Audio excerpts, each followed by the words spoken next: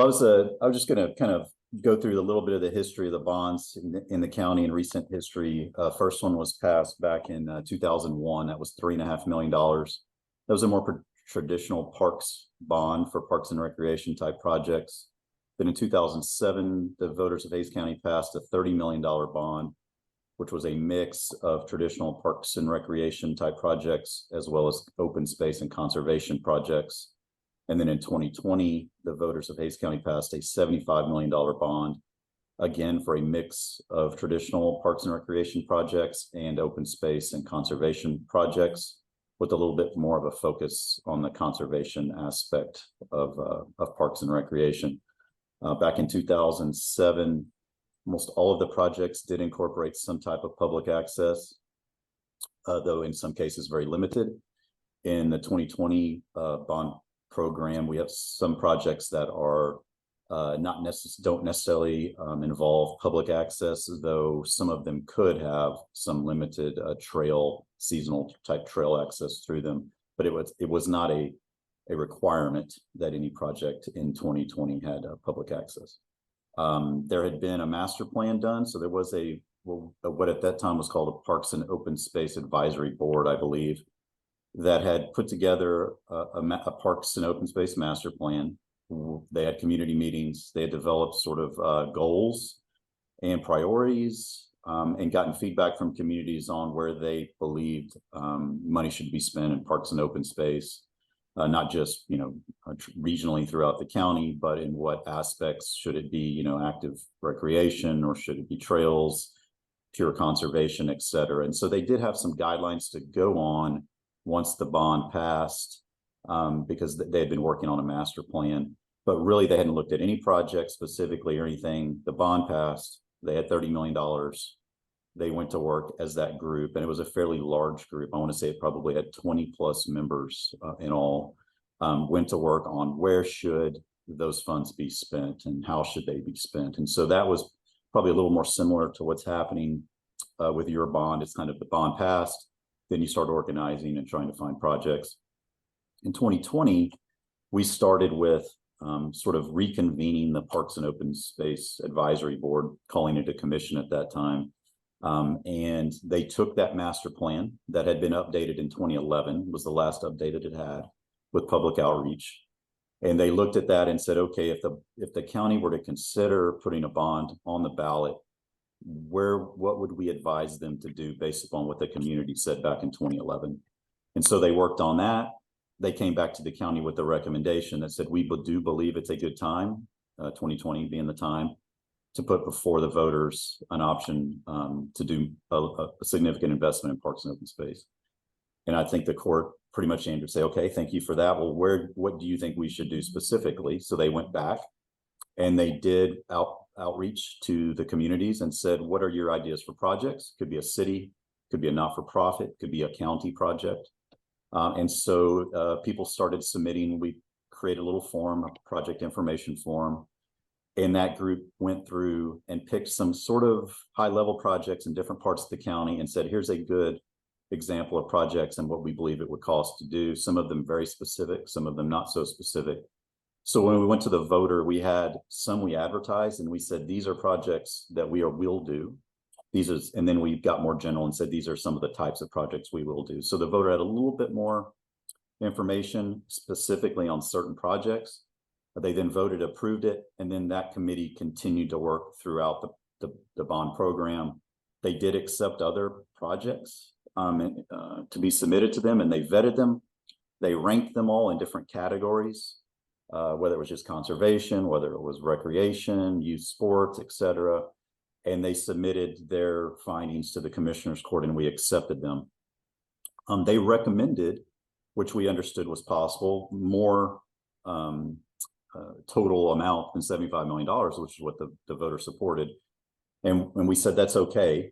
There's going to be, the court's going to have discretion, but also we plan on finding matching funds for some of these projects. So we do believe that we may end up, investing more than just the voter approved 75 million. And that was the case back in 2007. I think that 30 million turned into close to $70 million worth of projects on the ground. And so once you start leveraging your funds with cities, with NRCS, with other types of programs, land trusts and things like that, we did expect to leverage it. So the final output of that commission was a list of projects in different categories ranked with expected dollar amounts. And they said, okay, here's Commissioner's Court. Here's what we've done. Now y'all go make all of the final decisions and make the final call on how best to allocate these dollars. We did have some that we advertised to the voter, prior to the passing of the bond, so that those we consider more of a contract with the voter. So those, those weren't really up for negotiation. They were going to be completed. All of the rest of the projects are where those decisions have been made. And so I guess your question kind of, Ben, was, how have we seen where the success has been in the process, and what do we think is a good way to do it? I think the 2021, I think, was probably better overall, because we did get a little bit of a head start, and there was a better idea of what types of projects, what they would be, and even had some dollar amounts on them. Although it was a hybrid, we did accept projects after the passage of the bond. We were just able to kind of vet them in a very similar way and make those recommendations to the court. And I think something y'all will probably find, just as we did, when you put a dollar amount and the voter passes that dollar amount, and you have that amount to spend, even if we're able to leverage it, we all know there's going to be more of an ask than there are funds available. And that's right. Where the hard part is how do you rank those projects and provide some type of a recommendation of their value to the public and to the goals that the bond proposed to the public. But they did a lot of work on their own. Commissioners would join in on some of those meetings, one or two at a time, but it was really them on their own. We had a facilitator. We had someone that we hired as under a contract to facilitate that, to keep all of things on schedule, to develop the forms that would be used, to keep minutes, so that everything was very well organized. And so they did make a pretty, solid just recommendation with a list and backup material that each commissioner could access, that at each project information form, and could understand exactly what the project was proposed to be, how much it was expected to cost, so that we could look at that entire list and say, okay, and we looked at it by precinct, we looked at it by county, we looked at it by region. We could look at it in different ways to see, okay, how do we make sure that we decide on something that's fair and equitable for the entire county, but meets those goals that we set forth, which was a combination of allowing, having public recreation, public access, but also pure conservation.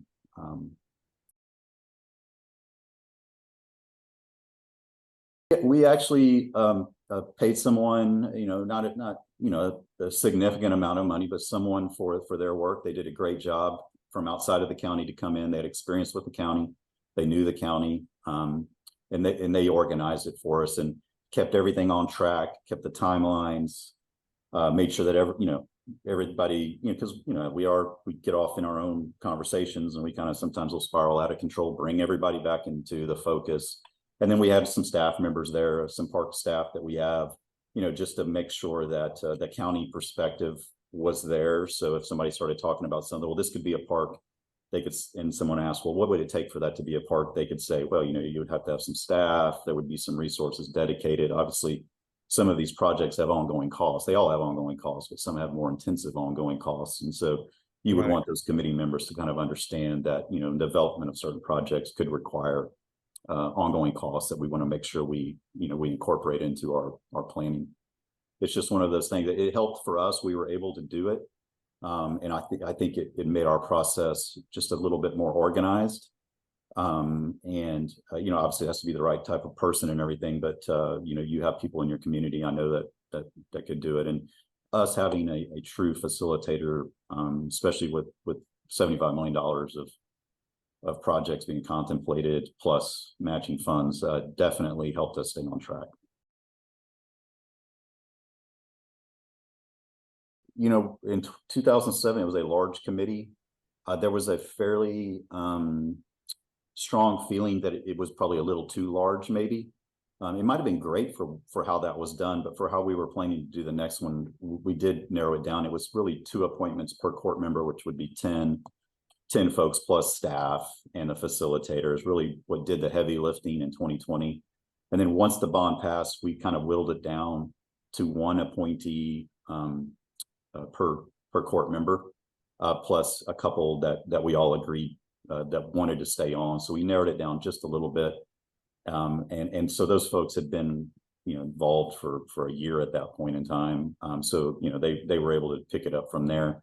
And what we really wanted them to really get in the weeds on each project and make those final recommendations. And so I think we saw that the smaller group for us, which, still ended up being 7 to 10 folks, worked really well. It allowed them to sort of, it's hard to get a larger number of people to be able to meet. Everybody has their lives and all of their responsibilities. So we did see that it was a challenge. And so to be more efficient, I think the 7 to 10 size committee with a facilitator, was a good size. It still allowed them to all participate. And then, as court members, we could communicate with our appointee if we had questions, or we could join in on the meeting as long as it wasn't more than 2 of us. And we all stayed pretty involved in that development. But it is hard for a group of citizens to make these types of decisions and make those types of recommendations. It's a lot of discussion, and they don't always agree, which is fine. We're not always going to agree with each other. I think it needs to be in a good setting to where people can kind of talk about that. Well, I'm concerned because of this, or the cost of that is so significant. Can we find something that maybe doesn't require that type of investment? In ours, we did use several easements this time instead of pure land acquisition. A good number of our projects were pure conservation easements, so privately held properties, and that came out of a lot of that discussion, especially with the land values. And when you're getting into $20,000 and $30,000 an acre properties, you're like, wow, yeah. Is there another way you can tie up a whole lot of property with a lot less money?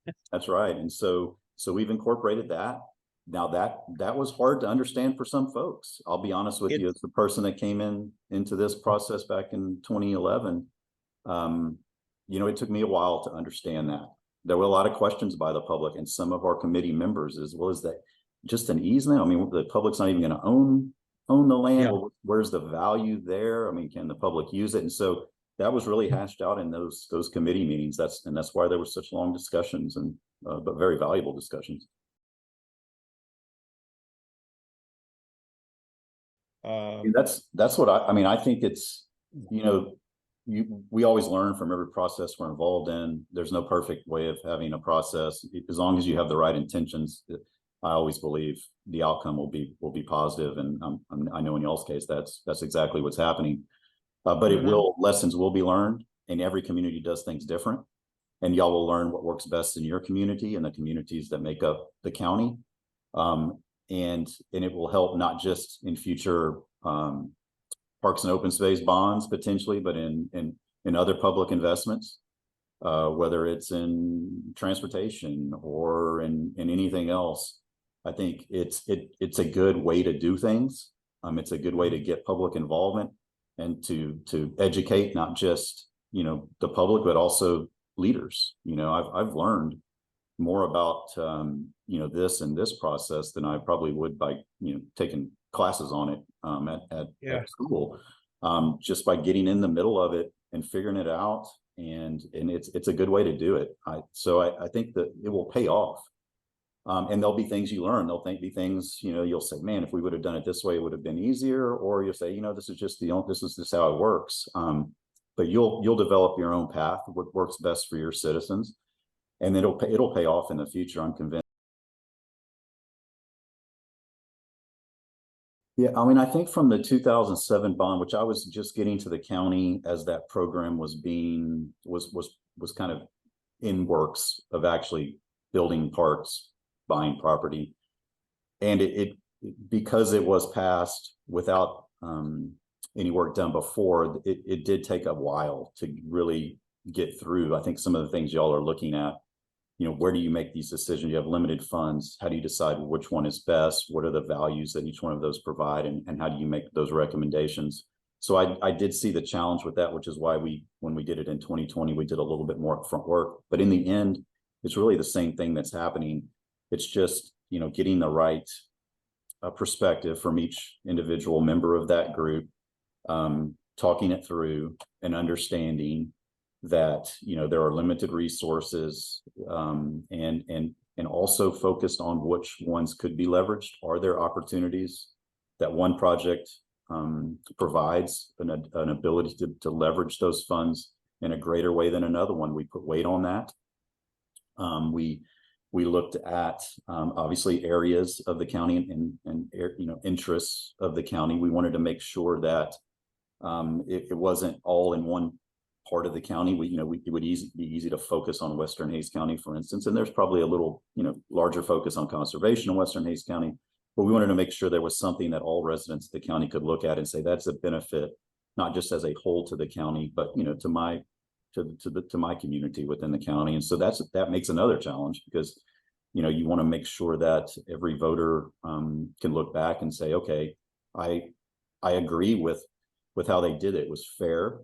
Those are important projects, because I think we all want to be able to look towards the voter in the future, and we want them to see something as a success, so that they'll support future endeavors and future investments of public dollars in these efforts. And so that's what makes it so hard, is because you want to do it right. And I think it's worth the hard work, and it's worth those discussions, because you want to set the table for your voters, so they can understand it needs to be transparent, so they can see exactly where their dollars went. They can see those values that they provide to the public, and to the future of their county, and to their children and grandchildren. And so it is hard to do. I don't think there's an easy answer. I don't think there's one way that fits best for everybody. Communities are different, and you have to make sure that everybody's has their voice and their say on what they think is most important to them. And then eventually hard decisions have to be made. I've kind of seen it done both ways. I think they both work, but either way, they both require a lot of time. And I think y'all are finding that out. And everybody has different opinions. Everybody has different interests, and especially in land values, as we're experiencing in Hill Country and in Texas, a dollar doesn't go that far. Some were advertised as public meetings, and they tried to kind of bounce around in different parts of the county and make sure that there was access to the public. But some of their discussions were not, especially since they were discussing land values and potential acquisition of properties. They weren't necessarily all public facing, though we made sure to have public meetings, and we also made sure to record all of what would be a potential public aspect of those meetings. And since they were virtual, a good percentage of them were, that was fairly easy to do, where you could record the conversation, set it off to the side, and then if you needed to talk about land values and things like that, or property acquisition, you could turn off the recording, and that wouldn't be part of what the public could see. And we had good public involvement, and it was a different time, so we probably didn't have as much in-person public involvement as we would have preferred going into it, just because of the time that we were in. But I'd still think we had good public involvement, and we made sure that if they wanted to be engaged, they had an opportunity to engage, and we were open to that. We had current county funds set aside that we budgeted for the facilitation and some operation program and costs associated with the creation of that program. And then we knew that if the bond passed, we definitely would take a percentage of those bond proceeds and use towards project development, project management to pay for those. But we knew there would be some upfront costs just to get, there could be an appraisal needed. Somebody says, well, this would be a great project, but we've got no idea what we're talking about. Landowner says, they don't have a current appraisal. Okay, we had some county funds put aside just for the operations of that commission, and it paid for that facilitator, and it paid for some basic programs. When we brought on our facilitator, one of her tasks was to develop some drafts. And we sort of, through independent meetings with court members, she sort of refined those and then finally developed what she believed the court would consider in a draft form, brought to Commissioner's Court.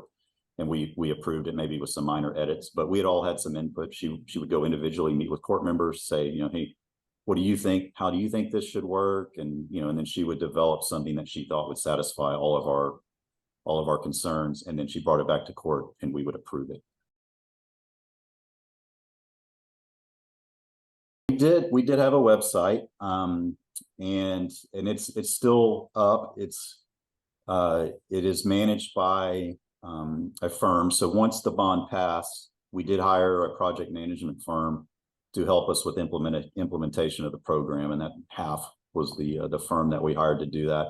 And so they maintain the website and they put some updates on there every now and then. It's a little bit stagnant probably right now. We're kind of, we've closed on some properties, and we're developing plans and specs on some park projects and things like that. So we're sort of in a kind of an in-between of, there's not a whole lot of news out, but so we did have a website. We do have on our county website, on the parks thing, our parks portion of the website, we do have even, all of those meetings still posted. So even today, we're almost 3 years post that passing.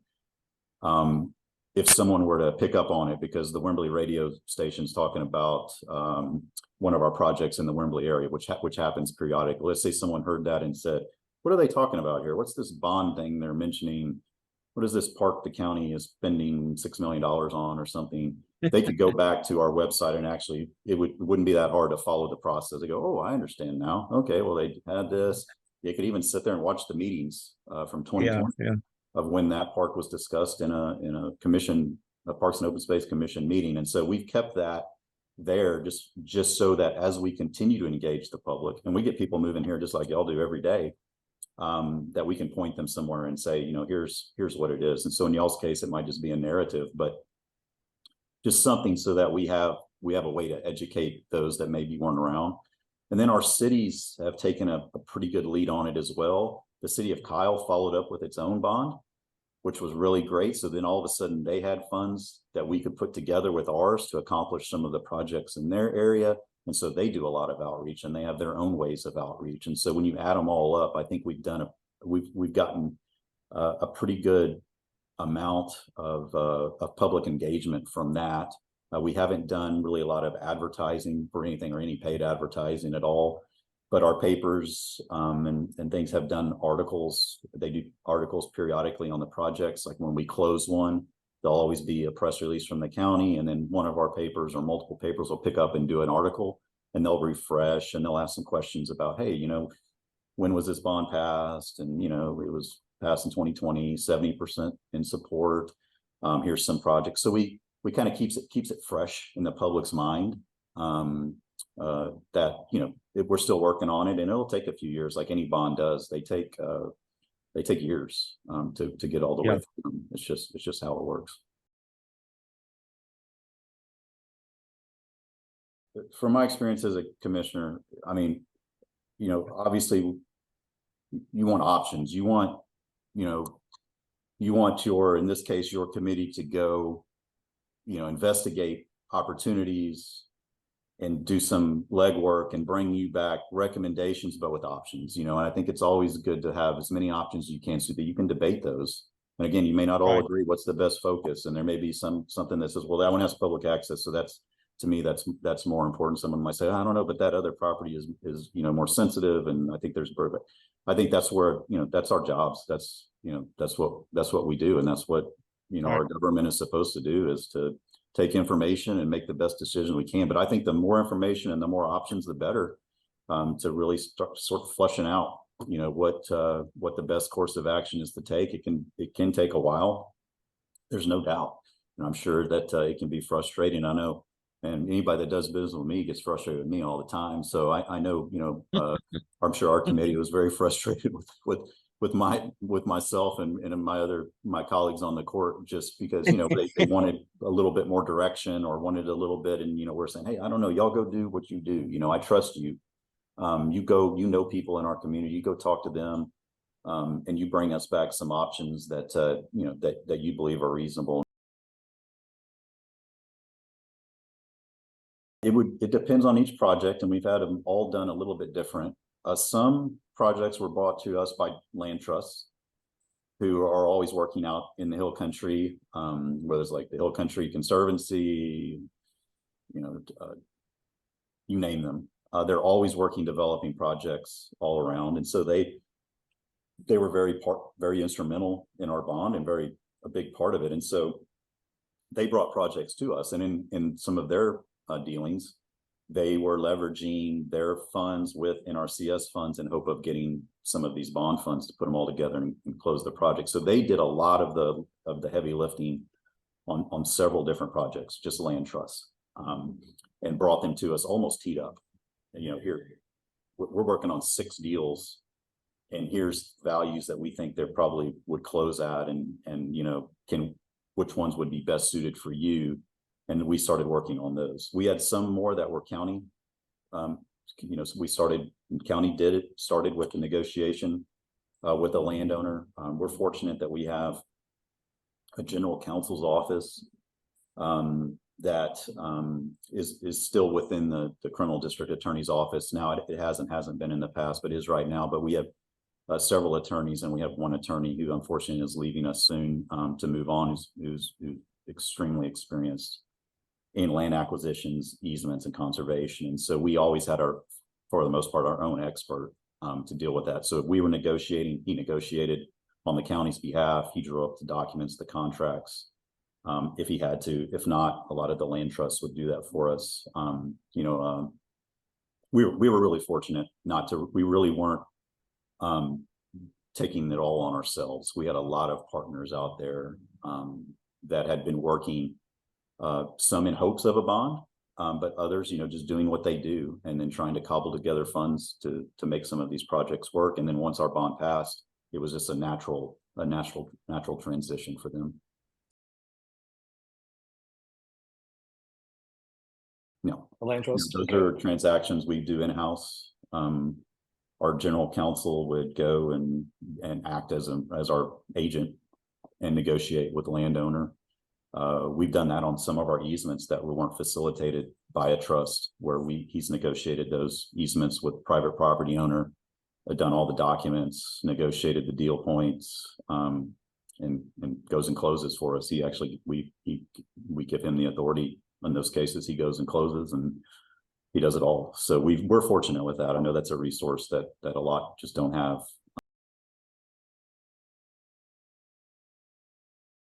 Some of our projects did involve, donation of some of the acreage, and that can be very important too. I mean, that's like leveraging your dollars. And in some, I'm not in that position of where I have enough income to worry about IRS forms that give me tax breaks on land that I might be able to donate. But fortunately, there are people. Me neither. There are people in our communities that can do that, and that's Yeah. the important thing for them to know, is that, hey, maybe we don't have enough to get you what the fair market value is for that acreage that you're willing to sell, but there could be other benefits to you.